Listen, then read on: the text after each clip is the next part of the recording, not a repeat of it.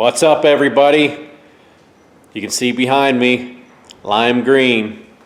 Finally got the KLX300 yesterday.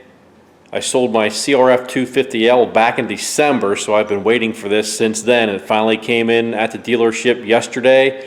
I spent all yesterday afternoon and last night, a little bit this morning, getting all the mods that I wanted to do to it and accessories on it. So I'm going to go over this with you and check it out.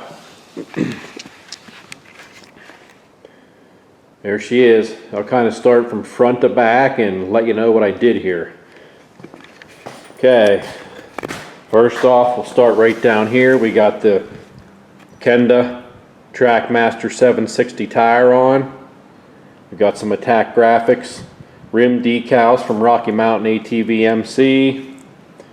I put on some decals on the fork guards, little vinyl wrap on the forks, and any of you guys that have KLX250s or the new KLX300, I hate that fender the way it's shaped in the front, so this is a KX450F, new KX450F front fender that I put on there.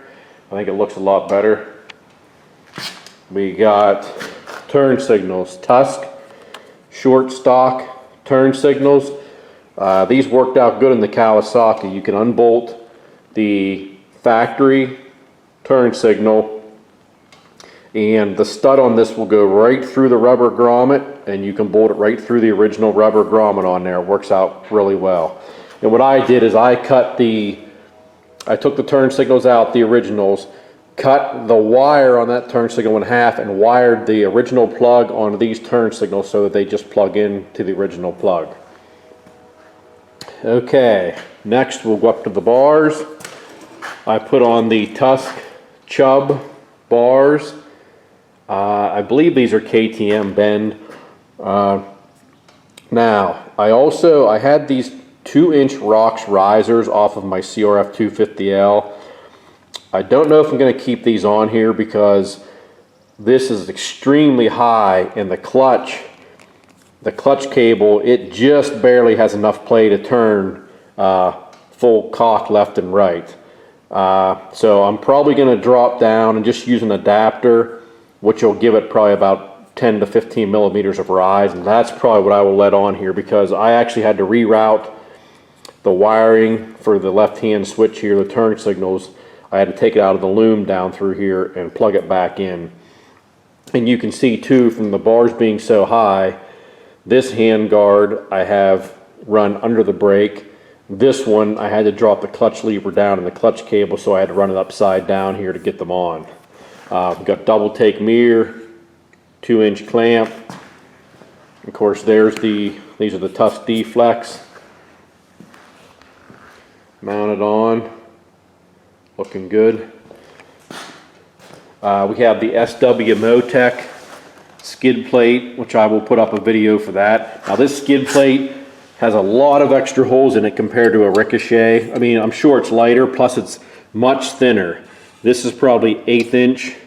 I've had Ricochets on other bikes and they are a good 3/4 inch thick. But it's definitely lighter, and they do give you, instead of putting like foam tape on your frame or something in between there, this comes with rubber grommets at all the contact points to the frame. Pretty awesome. Now, I have no motor mods. Stock exhaust, stock airbox. I don't have the snorkel removed, nothing like that. No EJK. Little decal on the swing arm. Got the Attack graphics on the back wheel. This is an AMS Byte MX DOT approved knobby. The reason I have this on the back and not a matching Trackmaster is this sidewall is a little stiffer, so if I were to get a flat, this tends to stay on the rim better, even with a rim lock, than the Trackmaster, because it's got the stiffer sidewall, so at least you can get maybe out of a pinch and get back home.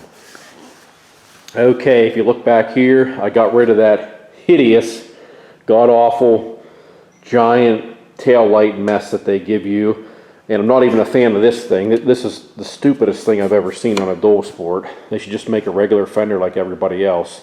So what I come up with is, this is a Polysport tail light, and it also has the license plate lamp underneath. This is from Rocky Mountain ATV. I think they're somewhere in the neighborhood of $30. These are the Tusk flush mount turn signals, which I just screwed to the Polysport side here, one screw. And of course you have to wire everything up. I did the same as the front. I cut a few inches of wire from the original plugs, wired them all to this stuff, so this all plugs in to the original plugs. I took the tool kit off, put some little plugs in there. I put a 13 tooth sprocket on the front, and it does give it better low end, but this is a 40 tooth on the rear, which comes factory. I'm going to bump that up to 42 or 45 here in the next couple of days. I'm trying to think if there's anything else that I took the seat strap off, of course. Put a little decal on here to break up that number plate, a little bit of black.